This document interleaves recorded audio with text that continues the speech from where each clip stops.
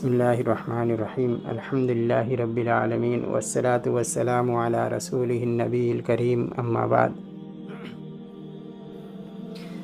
آج کے اس درس میں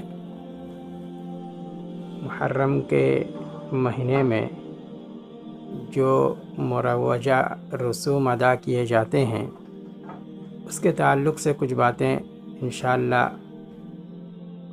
حدیث کی روشنی میں پیش کروں گا۔ اول تو یہ کہ محرم الحرام کا مہینہ یہ ایک تعظیم اور حرمت کا مہینہ ہے، لیکن بعض لوگوں نے اس مہینے کو حرمت اور ادب و احترام کے بجائے ماتم اور نوحہ خوانی کا مہینہ سمجھ لیا۔ بعض لوگ اس میں نوحہ کرتے ہیں حضرت امام حسین رضی اللہ عنہ کی شہادت کا۔ تو جہاں تک اس مہینے کی فضیلت کی بات ہے، اس مہینے کی فضیلت کے ساتھ امام حسین کی شہادت کا کوئی تعلق نہیں ہے۔ ہاں، یہ اتفاقی امر ہے کہ اسی دن یعنی 10 محرم کو امام حسین رضی اللہ عنہ کربلا میں شہید کر دیے گئے، لیکن محرم کے مہینے سے کوئی تعلق نہیں ہے، چونکہ محرم کی فضیلت نبی صلی اللہ علیہ وسلم کی زندگی سے ہوئی ہے، آپ نے اس کی فضیلت بتلائی ہے، اور شہادت امام حسین سن 60 یا 61 ہجری میں ہوتی ہے، جبکہ اس سے پہلے محرم کی فضیلت ہے۔ تو بعض لوگوں کے اندر یہ غلط فہمی ہوئی کہ ماہ محرم جو ہے یہ ایک منحوس مہینہ ہے یا غم کا مہینہ ہے، اور امام حسین کی شہادت کو لے کر کے وہ غم مناتے ہیں۔ تو جہاں تک غم منانے کی بات ہے، نوحہ کرتے ہیں، جاہلیت کے پکار لگاتے ہیں، تو اس طریقے کی جو لوگ حرکت کرتے ہیں، اس سے دین کا یا اسلام کا اس سے کوئی واسطہ نہیں ہے، کیونکہ نبی صلی اللہ علیہ وسلم کی ایک حدیث ہے، مسلم شریف کتاب الجنائز کی یہ حدیث ہے۔ آپ صلی اللہ علیہ وسلم فرماتے ہیں، اربعن 4 چیزیں ہیں، لا یترکہن امتی، میری امت جو ہے اس کو کرے گی، من امر الجاہلیہ، جو جاہلیت کے کاموں میں سے ہے۔ اسلام اس کی اجازت نہیں دیتا، یہ جاہلیت کے کاموں میں سے ہے۔ کیا ہے؟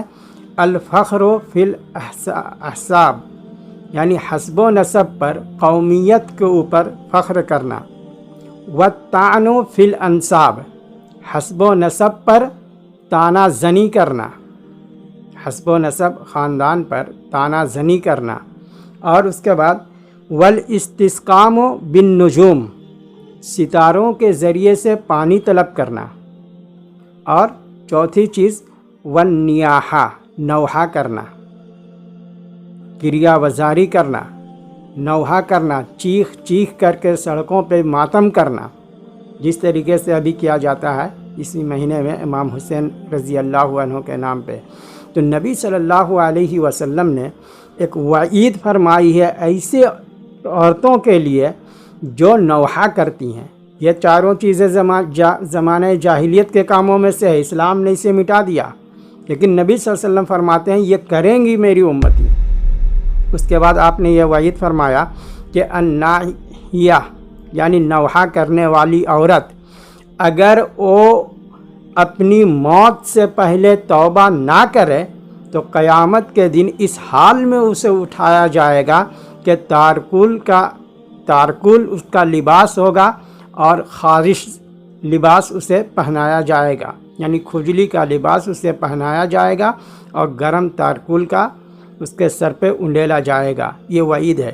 دوسری ایک بخاری کی حدیث ہے کتاب الجنائز کی، نبی صلی اللہ علیہ وسلم نے فرمایا لیس منا، اس کا تعلق ہم سے ہے ہی نہیں ہے، جو من شق الجیوب، غریبان کو جو پھاڑے، اور من لطم الخدود، جو اپنے گالوں کو نوچے، اپنے گریبان کو پھاڑے اور جاہلیت کی پکار لگائے، جو ایسا کرتا ہے میں اس سے بیزار ہوں۔ میرا اس سے کوئی تعلق نہیں ہے۔ تو اس مہینے میں ایک نوحہ خوانی بھی کی جاتی ہے جو اسلام سے اس کا کوئی تعلق نہیں ہے۔ دوسرا، اس مہینے کے اندر تعزیہ وغیرہ بنائے جاتے ہیں۔ میں اختصار میں بتاتا ہوں، تعزیہ کا سلسلہ جو چلا ہے یہ نبی صلی اللہ علیہ وسلم کی وفات سے تقریباً 650 سال کے بعد بغداد کا ایک خلیفہ ابو سعید کوکبوری نام تھا اس کا، جس نے اسے ایجاد کیا تھا۔ اب بتائیے کہ جو چیزیں نبی صلی اللہ علیہ وسلم کے انتقال کے 650 سال کے بعد لائی جا رہی ہے، وہ دین کا حصہ کیسے ہو سکتا ہے؟ اسی لیے امام مالک علیہ الرحمہ کا ایک قول ہے۔